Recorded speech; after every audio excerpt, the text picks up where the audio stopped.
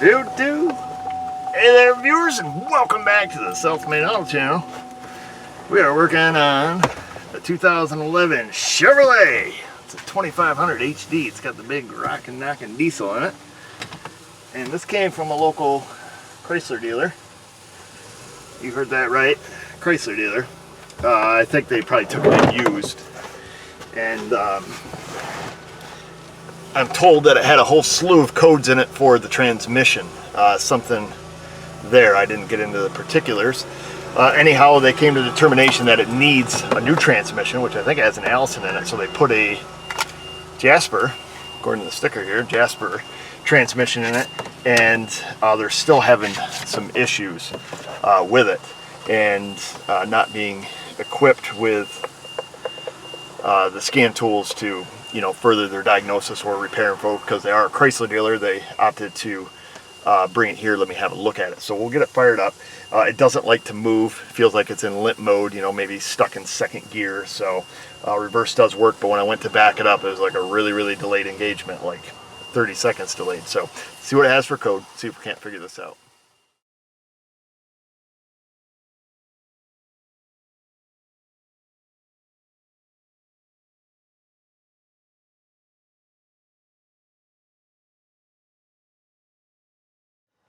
So I'm looking through service data here. I'd show you guys, but the sun's just too bright and shiny today.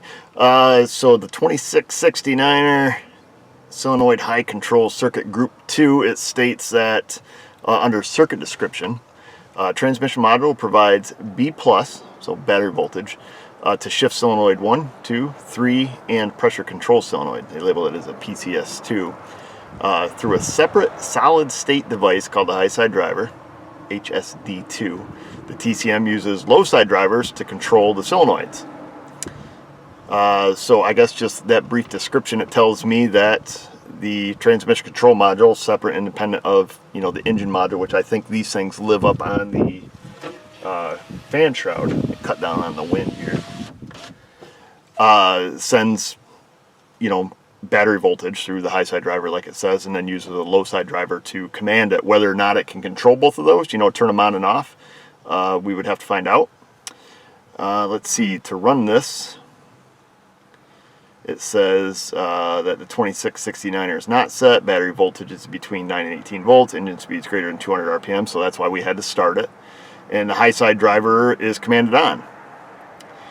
And then to set the code, it says the transmission control module detects an open circuit on 2 or more of the solenoids, so S1, S2, S3, or PCS2, connected to the high side driver 2, and the high side driver 2 voltage is 6 volt or greater. So that's interesting. It detects an open. So that tells me that it sends power to it, so to these solenoids. And I assume once it sends power to them, there's got to be power coming out of them, okay? Because they're just a coil of wire, we'll assume, if that makes sense to you. So you got power going in, goes through the windings, and then should go back out, and then the TCM should detect that voltage, and that's when it can turn on the low side driver. So there's not going to be, no current flow, no voltage drop, so it should have 12 volts on the low side of it if the high side is applied to it.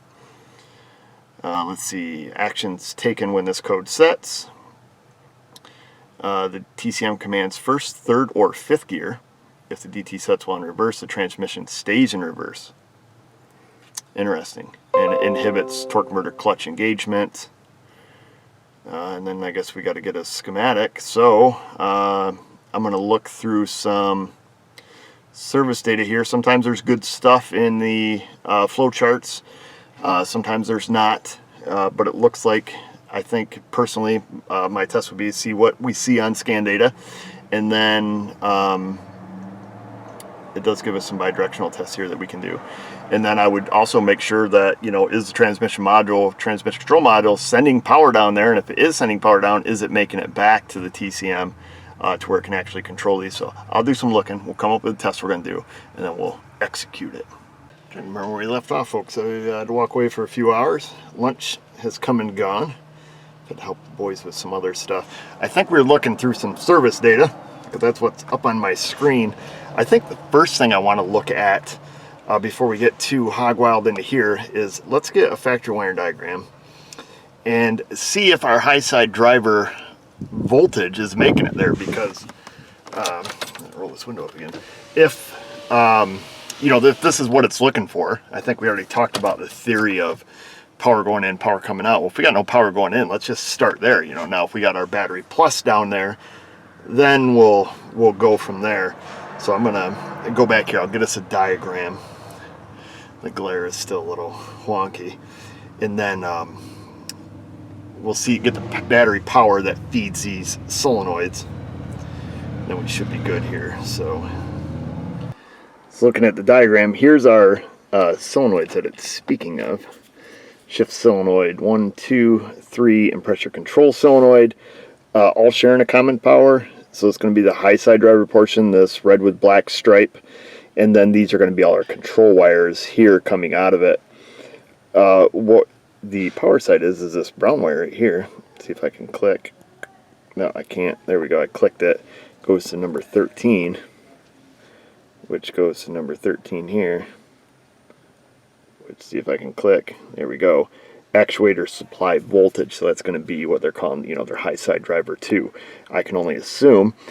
In order for that to work, it does need, you know, it can't just generate its own electricity. So we do have, you know, power coming in here. We've got power coming in there. That's probably it, because I think that's probably the only deal.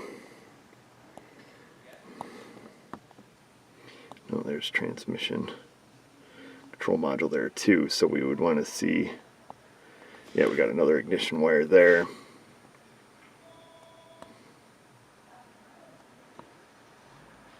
That's about all I see just at a quick glance. Let's just see if we have power coming into it. Alright folks, we got to go old school selfie mode. I'm stuck under the truck on a creeper. Jack and Jack stands. I don't have the lift open, but I did get the connector out of the transmission now. It should be the brown wire, and it should be pin N. Now I didn't see any labels on these, but I do see there's a couple brown wires. So we're just going to check them both. If one has power and the other one doesn't, well, we'll figure out who's who here, and then take it from there. Alright folks, I got us a diagram because I couldn't tell. I seen some labels on the back, but I wanted to be sure because my wire color didn't look like it was matching up. So that, let's see, we should be looking at the left-hand diagram here, this one here, which I thought I saw on this. It does say ABCD there, so A, it shows some kind of light green. Let me just make darn sure here. A, yep, light green. Shift solenoid 1, valve control. Okay. Engine harness to transmission. I just want to make sure. Gotta give you kind of the one-handed hand job here. Let's see. A. This thing's Canadian. So I'm looking at it. A is on the right. Okay. Whoops. Get you back in frame. So A is the top right pin, and this is a facing view that we see here. So L. Let's see. LMNO. Is that a number or a letter? LMNO. ABCD. L. MNO. So we're in the third row down. L. Let's see. Hold on. That should be L, and that's M and N-O. L, M, N, L, M, N. So that should be the third one in. All right. Let me grab my little T-pinner here. Hold on. Hold on. So, A, light green, top right. Well, this is difficult. That's L, M, N, like November. We're barely front probes in there. And then I've got a test light hooked to ground. And let's see, don't want to touch that. And the key is on. And we've got nothing here. Key on, engine off, no lighty. And I should have a good enough ground because I'm clamped right to the transfer case. Let's just give our ground a little wiggle. Let's just double check it. I see some shiny metal there. All right, that should be digging in good enough. I did not verify that my test light works, but it does not light up here. So that's interesting that we have no power going to it. So let's work our way backwards. Would you be so kind as to start this vehicle for me, please? You must be on video. Huh? So you must be on video. Why, because I'm not swearing at you? No, you're just being super nice. Oh, stop it. Like I'm not always super nice. Yeah, I'm ready. Nothing. Oh, it's because it's got no park neutral input. Never mind. You're good. Alright. Alright, get out of here. There it is. Let's turn it off. So obviously we couldn't start it. Now I did read in service data, that was one of its first tests after doing some scan tool stuff, was doing key on engine off actually on that power feed. So what we need to do, oh, my papers are gonna blow away here, just re-stick them. I got a factory diagram for us, so same thing, you know, brown wire coming in, and that comes directly from the TCM. So let's just verify our powers and grounds there, and then I'm curious, we could probably supply this with power, but I don't know if we should. Yeah, key on engine off, that would have full-time power anyways. So anywho, we got to do a circuit check. We got to make sure this wire has the ability to carry current. So let's go right up there. All right, so we're back under the hood. Under the hood, I don't think we left and came back, but number 71 is supposed to be our brown wire. And I just want to verify it up here.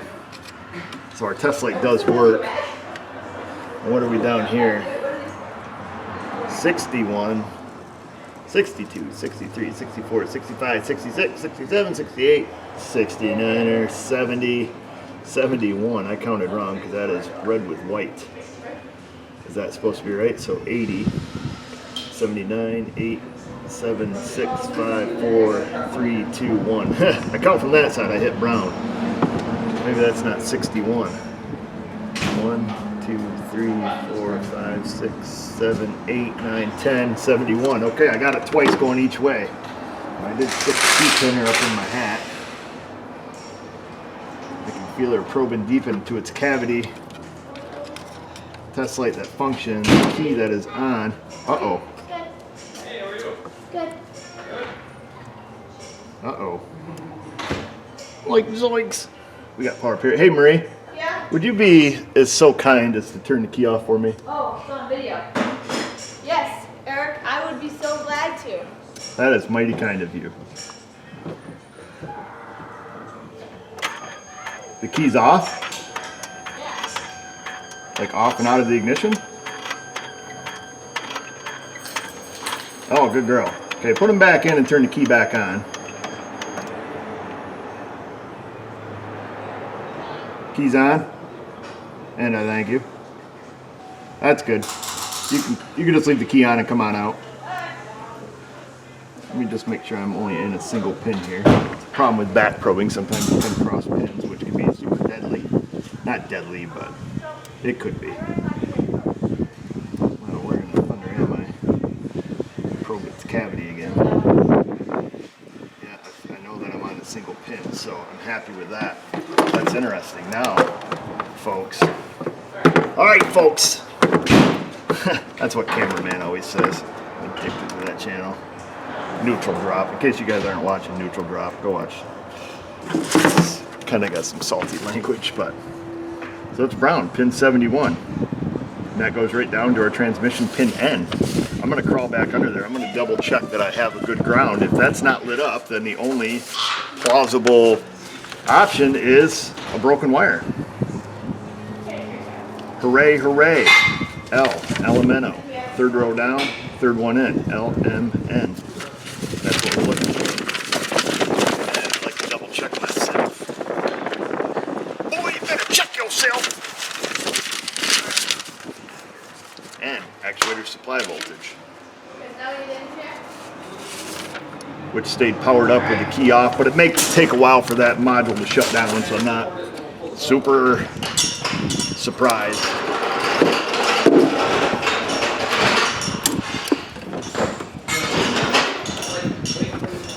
Oh, I just want to give this one the middle finger, we'll call it.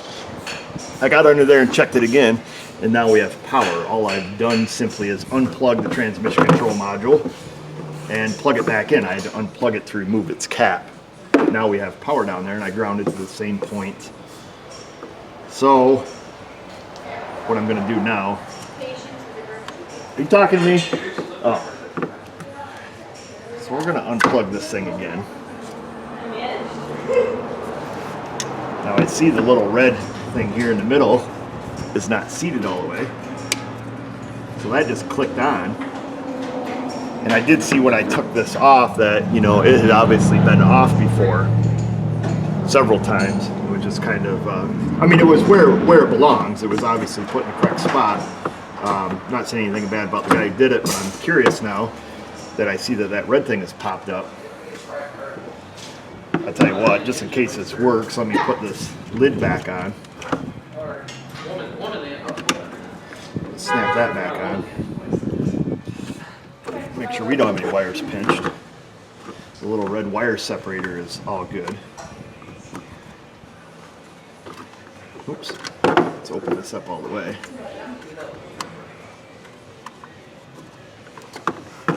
What in the thunder? I don't need to line that up. I had it up too far. Well, buddy, that's the problem when you try to go in the wrong way. You see what I did there? See, I gotta keep that crap on camera, and that's what sucks. I mean, I suppose I could take it off. So put that down, we'll relatch it. Now, I did plug it back in underneath. I know the wind's probably getting you guys. Gotta get these push nails pushed back a little bit. This front one was not in. Put that back. I'm gonna leave that one out for right now, like they have it. Probably should verify our brown, but let's just see if our code is now miraculously gone and it was just a pin fitment issue. Yeah.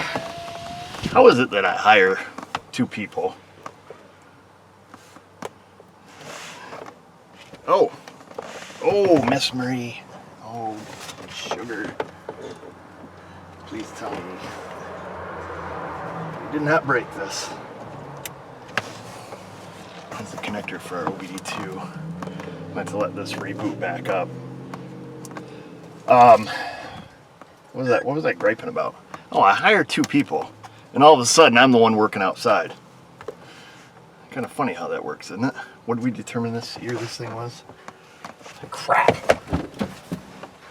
Ah.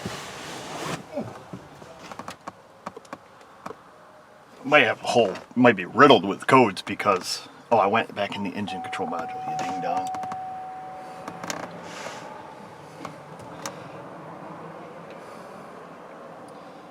Alright, so we have 3 engine codes. Loss of comm with glow plug control module, control module communication bus off, and transmission P2700.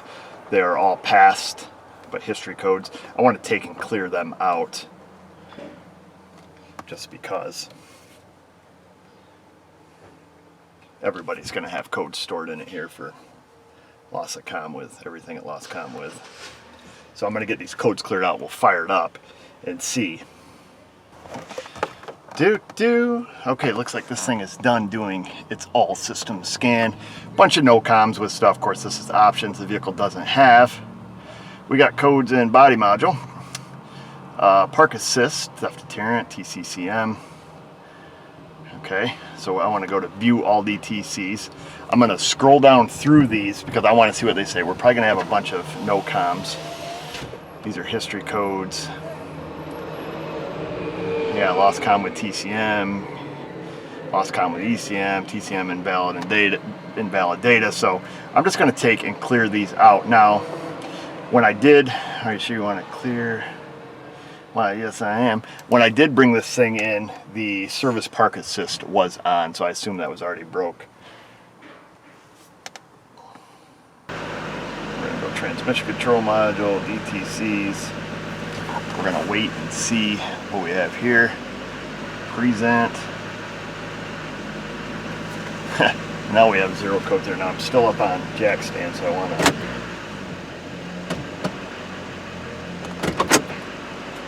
make sure everything's good. Wants air added to the front tire. Still no codes. This is fantastic. Alright, well, let's see what we'll do. I think this thing is registered and has license plates on it. So let's take it for a shake just before we get too excited. But I'm wondering if we just had some pin fitment issues. And I probably better get a rag and some tape. Alright, folks.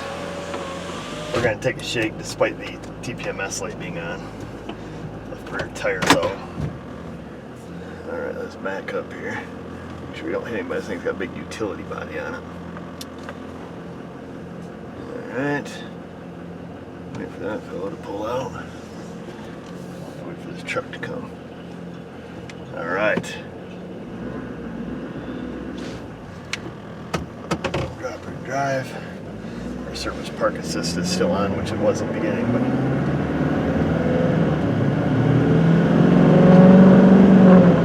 oh, she's really cold too. You know, I wonder if we should check the transmission fluid. Because it's a brand spanking new training. I don't know if I don't even think they've driven this vehicle, so we'll just do one little short trip around the block here.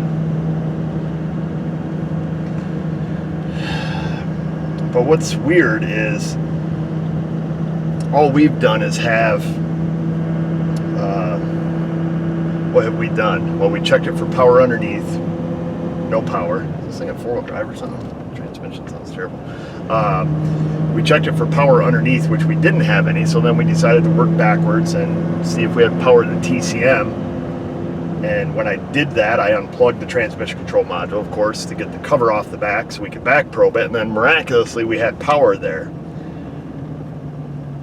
So then we, you know, check it underneath. We have power underneath. I don't think I took you guys for that portion of it, so that's kind of odd. So at that point, I go to put the cover back on, and then we notice that little red, we'll call it the finger holder, holds all the little fingers on the pins in.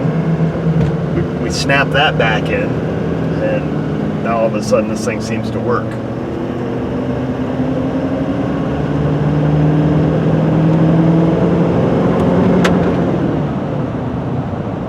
Very interesting.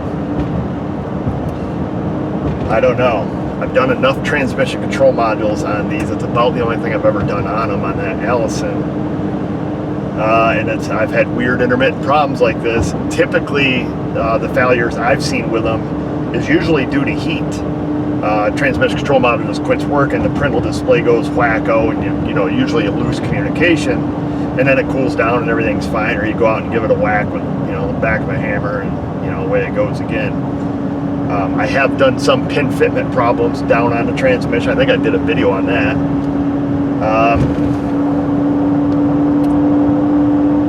I don't know. I kind of want this thing to sit overnight and just see. You know, if it works good tomorrow, then I've got no choice but to ship it.